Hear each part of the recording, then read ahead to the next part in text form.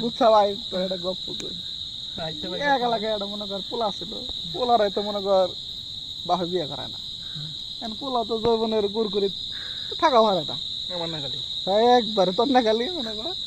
এখন পোলাই তো মনে কর একদিন তো মরতে মরতে আর এক ঘরে ঢুকেই পড়ছে এক ভাবির ধরা পড়ছে এখন এলাকার মায় মতো বড়রা বইছে দেখে কইতেছে এত বড় নিঃশ্বাসটা কাম করে ফেললি ও কথা ধরেন কি করা যায় পোলা গেছে হারান মাতব্বর আমার কিছু কথা আছে কি কথা কয় দেখেন মাতব্বর আমি আর আব্বার আগেই কইছি যে আব্বা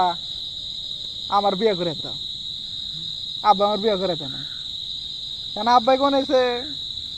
দেন মাতব্বর ওনার বয়স হইলো কেবল 15 বছর এখানে যে বিয়ে করে দেবো ও নিজেই কামাই করা হারা না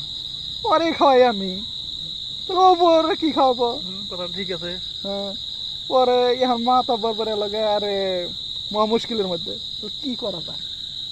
পরে মাতব্বরটা ছিল সেই বুদ্ধিমান মাতব্বরের ডিসিশন নিল বাহ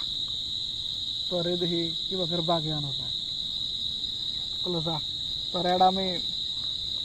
তোর একটা কাজ দিলাম এই কাজটা যদি করা হারো যা তোর আমি তোর বাপের লাগবো না আমি তোর বিয়ে করে দিতাম যেদিন তোর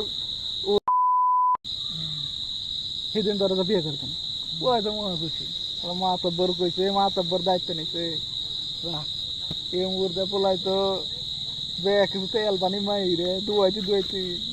মানে বড় করে লাগছে বুঝছা কি 3-4 মাস পরে যাই আবার মাতব্বর গেছে মাতব্বর সাহেব কয় কি কস কয় আপনি যেটা কইছিলেন কয় কি কইছিলাম কয় ওই যে ওই কথাটাই পরে মাতব্বর মনে করে কয় তাহলে এখন আমার বিয়ে করা পরে তো বিয়ে কয়